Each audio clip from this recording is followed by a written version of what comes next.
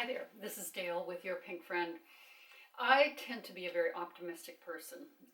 It does take a fair amount of work at times, and when I'm faced with things that other people think are impossible, very often I will just ignore what people say, defy ordinary logic, and just go ahead and do it. One example is my health, but I think more and more people are choosing something that is different than what we've traditionally been told is the way to live our lives.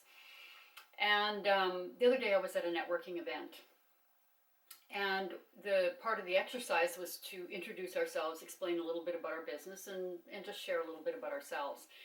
And one of the women was talking about how a smile makes such a difference in the world, and how you never know how that smile will affect somebody else.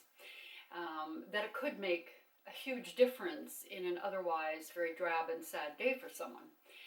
And then one of the women piped up and started talking about how she felt so sorry for all the young people in the world who are so hooked on their phones, and everybody goes to dinner and everybody's got their phone out and nobody talks, and the whole energy around the table, which had been really positive and such a feel-good thing, all of a sudden was down in the dumps.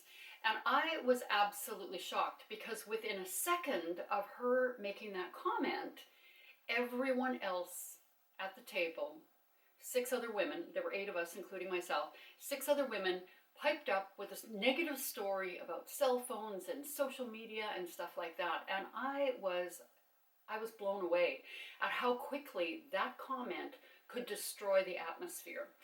And so I politely interrupted the conversation and shared a story about years ago when I was brand new out of design school, and I had gone out. I don't even know where I was that evening. I have no clue what the restaurant was and why I was there. I must have been at a nightclub and everybody decided to go somewhere afterwards for dinner.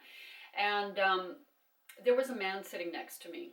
And I really didn't know many of the people at the table, so I didn't have anyone that I felt comfortable conversing with, because I was very, very shy. But there was a man sitting next to me who seemed very, very grouchy. And he was not a happy camper, and he did not smile, and was not participating in the conversation. So I made it my goal before the end of dinner to make this man smile, and I didn't know him at all. Anyway, so by the end of dinner, he was smiling and laughing, and it made me feel really good, because I had made a little bit of a difference in this man's life. Never expected to see him again. And so the next day, I left, because the next day I had a job interview with a design company, fashion design company. And I went in and I was talking to the boss in the office, and he says, okay, here's a diagram of a pair of pants that we want you to make the pattern for.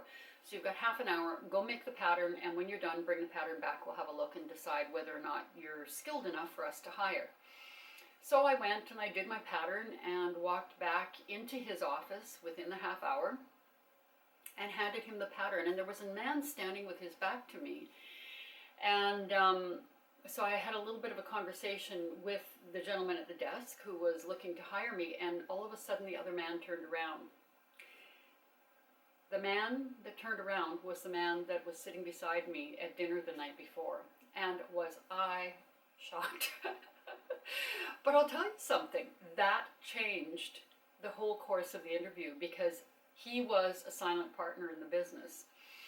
And so on the spot, I got the job, which was really exciting for me, because I really had no confidence, didn't think that I had the skill or the talent or whatever. But I got the job and enjoyed that job for a very long time.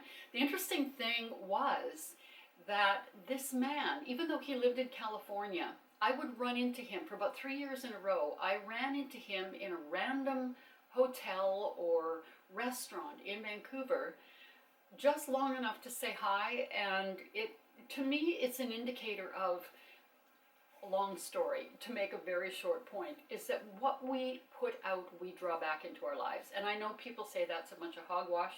For me, it's reality. And so that is the stance I'm taking with my health as well. I believe that I can heal without traditional therapy. There's a lot of things that I believe in. I'm planning again to walk the Camino. It's scary for me to even say that, because at this point in time I still have some healing to do. But I do not want to allow other people's perceptions of what my life should be like to affect my reality. Anyway, hope you have a wonderful day, and I am looking forward to talking with you very, very soon.